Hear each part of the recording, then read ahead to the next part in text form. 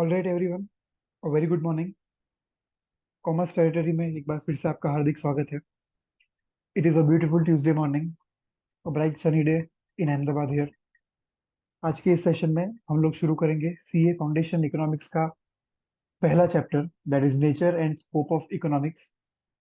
The chapter is basically divided into two parts. पहला part है introduction and दूसरा part है basic problems of economy and role of price mechanism. Total हमें ये chapter को complete करने में 3 से 4 सेशंस लगेंगे, बिकॉज चैप्टर भले ही छोटा सा हो लेकिन it is very much conceptual. And मैं ज़्यादा लंबे वीडियोस नहीं रखता हूँ, सो दैट इकोनॉमिक्स सब्जेक्ट ऐसा है कि आपको बोर ना करे।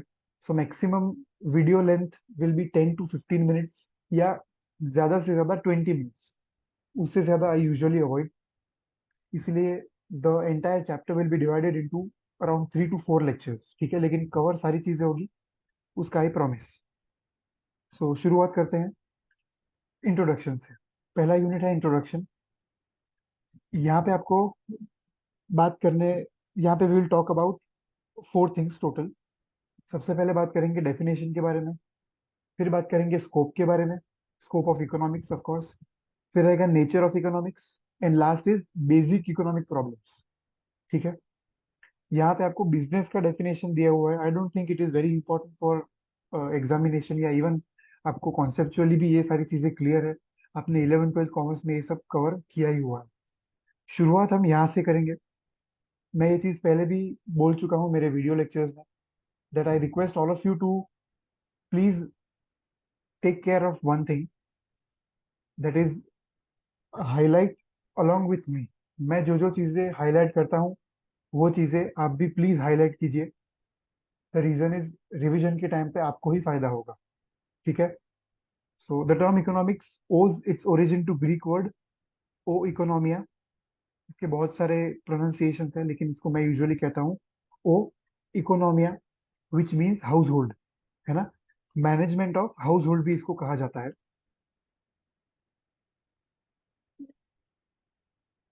Till 19th century, economics was known as political economy. A book named An Inquiry into Nature and Causes of Wealth of Nations, 1776, Adam Smith के द्वारा ये बुक लिखी गई थी। This is very famous and a very well known MCQ of CA institute, जो first एक modern work था economics का। सीए इंस्टीट्यूट इसके ऊपर बहुत सारे सवाल अलग अलग तरीके से अलग अलग ट्विस्ट करके पूछ सकती है ना। Modern work 1776, name of the book, author of the book. ठीक है। Before we start with the meaning of business economics, it is important for us to understand what economics is about. एक simple सा example है यहाँ पे आपको दिया हुआ है। It is a birthday and your mother gives you 1000 as birthday gift. You are free to spend the money as you like. आप अपने दोस्तों को पार्टी दे सकते हो, आप अपने लिए नए कपड़े खरीद सकते हो, आप मूवी देख सकते हो, खाना खा सकते हो, आप अपने लिए कुछ वैल्यूएबल चीज खरीद सकते हो, एंड जो बाकी का पैसा है उसको आप सेव कर सकते हो। या आज के जमाने की मैं बात करूँ तो अगर आपको 1000 रुपये दिए हैं तो आप 1000 के 1000 शेयर मार्केट में इन्वेस्ट कर देते हो। आपके पास इतने सारे ऑप्शन है, आप इसमें से कौन सा ऑप्शन चूज करोगे? द ऑप्शन जिसमें मेरा कॉस्ट सबसे कम हो एंड जिसमें मेरा फायदा सबसे ज्यादा हो। सो logical thinking, logically speaking, in fact human beings have unlimited wants. मेरे पास बहुत सारे ऑप्शन है। मैं खरीद सकता हूँ कपड़े, मैं खाना खा सकता हूँ, मैं मूवी देख सकता हूँ, मैं दोस्तों को पार्टी दे सकता हूँ, मैं पैसे को इन्वेस्ट कर सकता हूँ। बहुत सारे वांट्स है मेरे, है ना। मुझे खाना भी खाना है, मुझे पिक्चर भी देखनी है, मुझे इन्वेस्ट करके रिटर्न भी कमाना है। लेकिन the means to satisfy these unlimited wants are relatively scarce.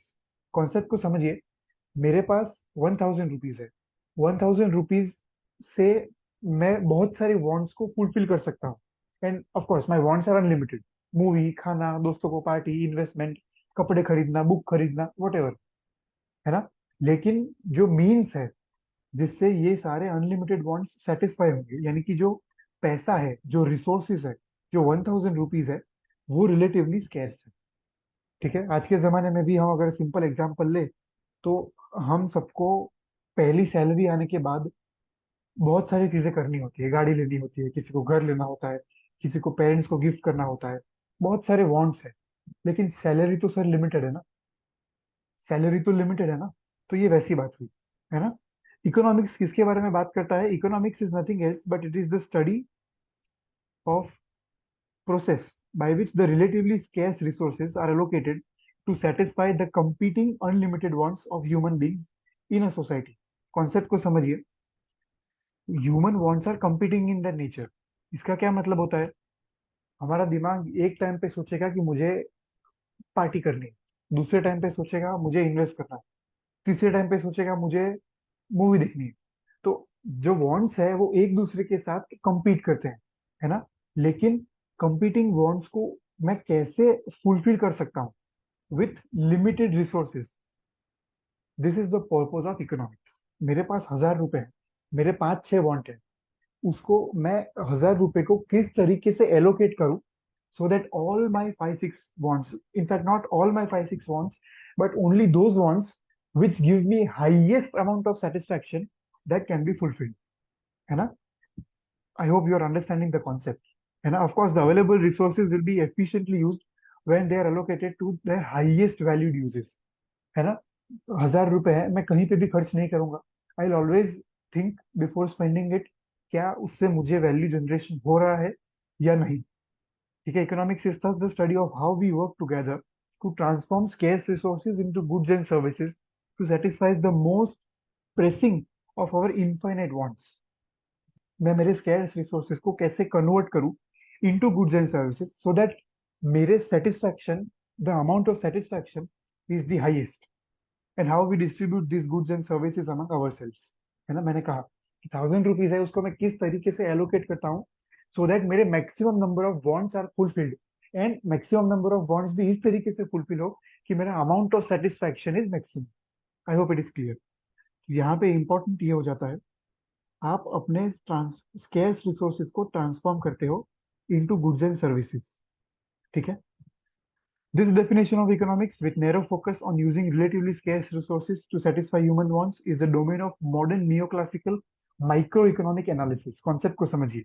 Modern neoclassical microeconomic analysis. Neoclassical का मतलब होता है after a certain stage, है ना? हर एक फील्ड में एक रिवॉल्यूशन आता है। The word neo means after that revolution, है ना? इकोनॉमिक्स में रिवॉल्यूशन आया था, मैंने ऊपर हमने बात किया एडम स्मिथ एंड उसकी बुक के बाद जो रिवॉल्यूशन आया उसको हम नियो क्लासिकल कहते हैं। ठीक है। उसको हम मॉडर्न भी कहते हैं, and it is micro economic analysis. Despite being correct, it is incomplete as it brings to our mind the picture of society with fixed resources, skills, and productive capacity, deciding on what specific kinds of goods and services it ought to produce with given resources and how they ought to be distributed among the members of society. आप समझिए, हमारे पास resources fixed है। Economics की ये definition हमको society का एक ऐसा पर्सपेक्टिव देती है जहाँ पे हमारे पास रिसोर्सेज फिक्स्ड है ना? तो यहाँ पे इसमें the biggest limitation is what two most important concerns of modern economies are not fully covered in this concept. सबसे पहला, we find that productive capacity of modern economies has grown up tremendously. Capacity मेरा बढ़ चुका है, population, labour force have increase, new sources of material have been discovered, technological advancements हुए हैं, better plant and machinery are available, जिसके कारण क्या होगा, not only the quantity of available productive resources has increase but there quality has also improved substantially, है ना? आज हम सबका स्टैंडर्ड ऑफ लिविंग इंप्रूव हो रहा है ना? पहले we used to earn 100 rupees per month, फिर बीच में समय आया 10,000 का, अभी समय चल रहा है 1 लाख का। शायद आज से 20 साल 25 साल के बाद ऐसा समय आएगा when everyone will be earning 1 crore or 2 crores per month. I may sound a bit vague, मगर ये रियलिटी है ना? आज से 25 साल पहले किसी ने ये चीज सोची नहीं होगी कि आज से 25 साल बाद कोई बंदा 1 लाख कमाएगा, and that too will be considered as very normal. तो ये वैसी बात है ना? Better education, newly acquired skills, labour की प्रोडक्टिविटी बढ़ रही है, जिसके कारण क्या हो रहा है, मेरे जो new kind of natural resources है वो मुझे और मिल रहे हैं। ठीक है। On the other hand we know that resulting growth has not been smooth. कई बार हमें रिसेशन का सामना भी करना पड़ा। Covid pandemic 2019, global financial crisis 2007, IT bubble 2001. During such periods, factories, workers, and other productive resources have remained idle due to insufficient demand. ठीक है। Therefore, economics जो है वो सिर्फ, it's not just with the crucial concern of how a nation allocates its scarce productive resources, but also deals with processes by which the productive capacity of these resources is increased, है ना। मैं देखो एक चीज समझो, मेरे पास 1000 rupees है, उसको मैं कैसे एलोकेट करूंगा वो तो बात करता ही है इकोनॉमिक्स। साथ साथ में इकोनॉमिक्स ये बात करता है कि मैं 1000 को 5000 कैसे करूँ। I hope you are understanding it. ठीक है। In day-to-day events, we come across several economic issues such as changes in price, general price level, economic prosperity, high standard of living of some countries despite general poverty, and poor standard of living, and some firms making extraordinary profits while others close down. ये चीज bold में institute ने दी हुई है। You can understand and you can imagine the importance of this line. The study of economics will enable us to develop an analytical approach that helps in understanding and analyzing wide range of economic issues. Economics पढ़ने के कारण हमारा फायदा क्या होगा? Will be able to develop an analytical approach, जिसके कारण हम इकोनॉमिक इश्यूज को सॉल्व कर पाएंगे एंड एनालाइज कर पाएंगे। ठीक है। आई डोंट थिंक ये सारी चीजें इतनी इंपॉर्टेंट है। ओके, हम आगे बढ़ेंगे। राइट, ये चार्ट इंपॉर्टेंट है।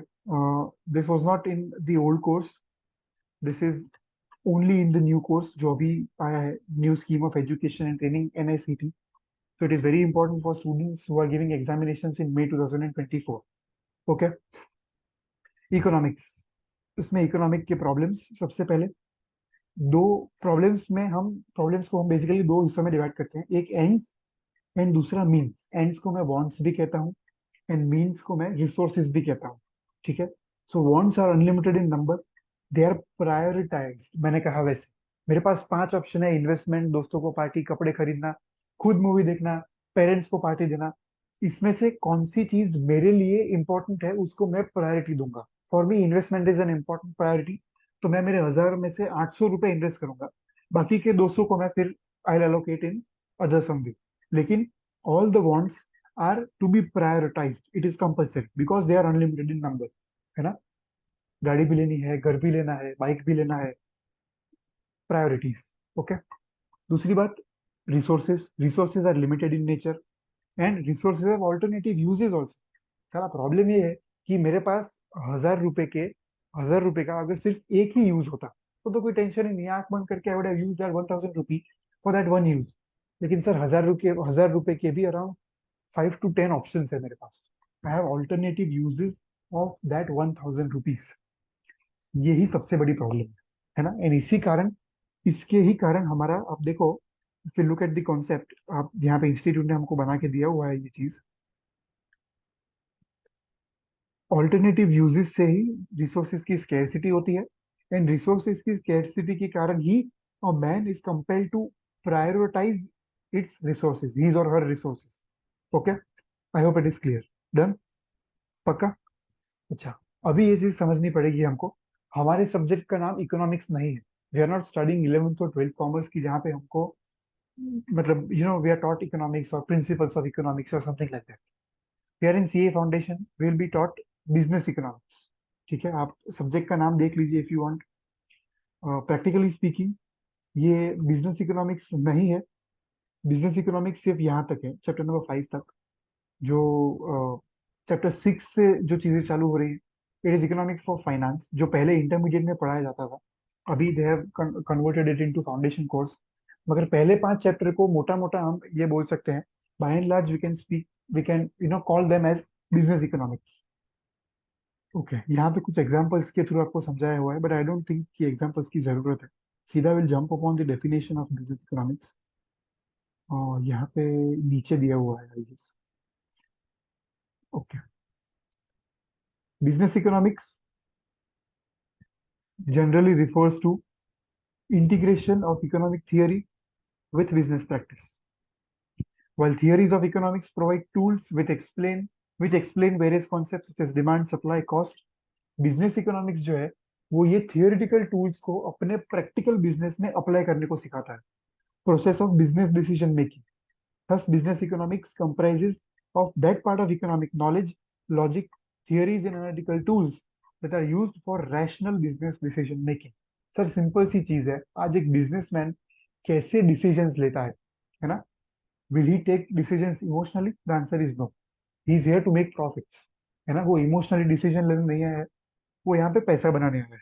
And in order to make पैसा, what is required is analytical thinking. वो एनालिटिकल थिंकिंग कौन देगा? इकोनॉमिक्स देगा। ठीक है। In brief, it is applied economics that fills the gap between economic theory and business practice. इसके ऊपर कई बार एमसीक्यूज आ चुके हैं, पास्ट में भी, फ्यूचर में भी आने की पूरी पूरी संभावना है। Business economics has close connection with economic theory, operations research जिसको ओआर कहते हैं, statistics, mathematics and theory of decision making. A professional business economist has to integrate the concepts and methods from all these disciplines in order to understand and analyze practical managerial problems. Stats, maths, OR, सारे चीजों को इकट्ठा करके एक economist को concept बनाना पड़ता है, integrate करना पड़ता है in order to understand a rational real time problem. ठीक है। Business economics is not only valuable to business decision makers but also useful for managers of NPO. ठीक है, I hope it is clear. ये तो ये definition है, and दूसरा यहाँ पे आपको रेडीमेड डेफिनेशन दिया हुआ है। Use of economic analysis in formulation of business policies. Business economics के टूल्स को यूज करके मैं मेरे बिजनेस की पॉलिसीज बनाता हूँ। This is known as business economics, है ना। It is essentially component of applied economics as it includes application of quantitative techniques and other economic theories as well. हमने देखा यहाँ पे it is a gap between theory economics and business practice. Okay. Our approach in this text is to focus on the heart of business economics, that is micro, है ना। यहाँ पे पहले 1 से 5 में मोर और लेस आपको माइक्रो इकोनॉमिक्स पढ़ाया जाएगा। ठीक है। You want be taught more than micro. ठीक है। हम यहाँ पे अभी इतना करेंगे, यहाँ तक स्कोप तक हम देखेंगे, फिर बाकी काम नेक्स्ट क्लास में देखेंगे। अभी हम बात करेंगे सब्जेक्ट मैटर ऑफ इकोनॉमिक्स, या इसको हम कहते हैं nature of economics. Practically it is divided into 2 parts. एक होता है हमारा माइक्रो इकोनॉमिक्स एंड दूसरा होता है हमारा मैक्रो इकोनॉमिक्स। ठीक है। It is basically study of individual and organisations with in an economic system.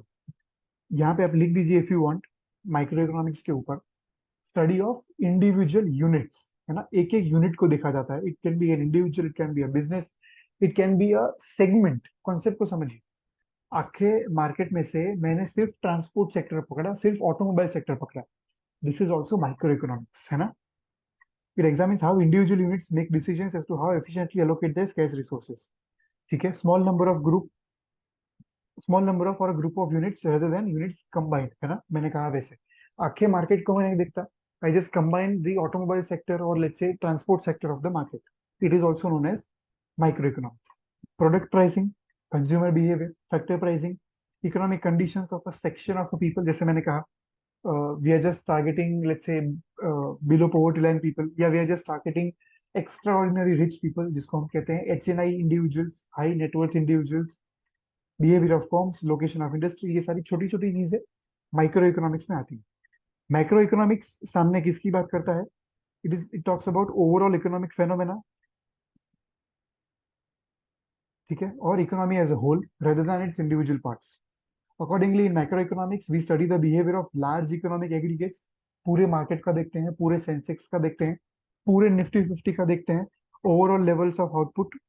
पूरे इंडिया में एग्रीकल्चर का कितना आउटपुट हुआ, गेहूं का कितना आउटपुट हुआ, foreign investment, and also how these aggregates shift over time. कैसे कैसे चेंजेस आते हैं वो भी हम ऑब्जर्व करते हैं। ठीक है। पूरे इंडिया लेवल पे, पूरे मार्केट लेवल पे, एग्रीगेट लेवल पे हम जो देखते हैं उसको हम मैक्रो इकोनॉमिक्स कहते हैं। It analyses the overall economic environment, जिसमें फर्म्स, हाउस होल्ड ऑपरेट करते हैं, गवर्नमेंट का क्या पॉलिसी है, total socio economic policy in the country क्या है। ठीक है। Economic environment represents the overall effect of innumerable decisions made by millions of different consumers, है ना। छोटे से डिसीजन, एक यूनिट का या एक इंडिविजुअल का डिसीजन मेकिंग नहीं देखते हम यहाँ पे। हम यहाँ पे पूरे इकोनॉमिक एनवायरनमेंट देखते हैं। Economic environment is nothing else but the sum total of all the decisions made by small consumers and business। ठीक है। क्या क्या चीजें इसमें आती है? National income, national output, general price level, balance of trade, balance of payments, ये सारी चीजें आपने क्लास 11 12 में पढ़ रखी है। Value of currency, overall level of savings and investment, level of employment, rate of economic growth. While business economics is basically concern with micro economics. ये चीज इंपॉर्टेंट है, इंस्टीट्यूट ने इसके ऊपर एमसीक्यू पूछ लिया था, students were a bit confused, उन लोगों ने माइक्रो टिक कर दिया था, लेकिन नेक्स्ट लाइन आगे पढ़िए, macro economic analysis has also got an important role to play. So अगर आपको पूछे कि business economics is related to, option A micro, option B macro, option C both, option D none, तो हम select करेंगे both. ठीक है। Micro economics जो है वो बैकग्राउंड को एनालाइज करता है, इकोनॉमिक कंडीशंस को देखता है, जो इन्फ्लुएंस करते हैं एक इंडिविजुअल फॉर्म के डिसीजन को। ठीक है। बिजनेस फॉर्म्स को भी थोड़ा understanding of macro economic environment होना जरूरी है। ठीक है। जैसे मेरा गाड़ी का शोरूम है, I must be aware about the automobile policy which government lays down, या टैक्स रेट्स ऑन या GST rates on cars which government lays down. ठीक है। वो मुझे पता होना चाहिए एज एन इंडिविजुअल बिजनेसमैन। तो मैक्रो इकोनॉमिक का रोल तो रहेगा ही, है ना। Macro economic environment in which they have to function, knowledge regarding conditions of inflation, interest rates, ये सारी चीजें एक बिजनेस इकोनॉमिस्ट के लिए जरूरी हो जाती है। More the long run trends in the business world are determined by prevailing macro economic factors only. ठीक है। आज का सेशन यहीं तक रखते हैं। नेक्स्ट सेशन में we will be continuing with the nature. ठीक है। उसके बाद वाले सेशन में we will be starting with the new chapter, new in fact unit, जो price mechanism and basic problems of economy के बारे में बात करेंगे। That's it. Thank you very much, have a great time ahead, and please do like and comment in the video. अगर आपको कोई भी सजेशंस है तो आप बिंदास कमेंट कर सकते हैं। साथ में if you have any queries तो आप कमेंट सेक्शन में लिख सकते हैं, या you can directly mail us at commerceterritory@gmail.com। That's it guys, thank you very much, have a nice day, bye bye.